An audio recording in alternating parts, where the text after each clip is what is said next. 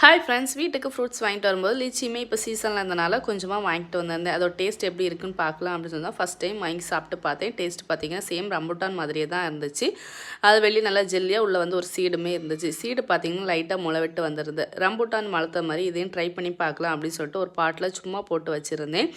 1 வீக்லேயே பார்த்தீங்கன்னா சூப்பராக வந்து முளைவிட்டு வந்துடுது. இதை தனியாக ஒரு பாட்டில் எடுத்து வைக்கலாம் அப்படின்னு சொல்லிட்டு மண் பார்த்தீங்கன்னா எல்லாம் கழிவெல்லாம் மக்குன உரம், அதுக்கப்புறம் பார்த்தீங்கன்னா மண் இதெல்லாம் சேர்த்து தான் வச்சுருந்தேன்.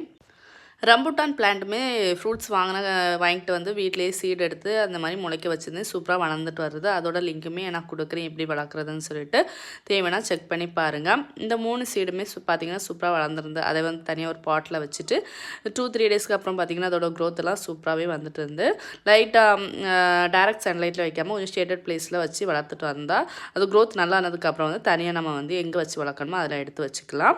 இதோட ஃபுல் வீடியோ லிங்க் இருக்குது, செக் பண்ணி பார்த்துக்கோ.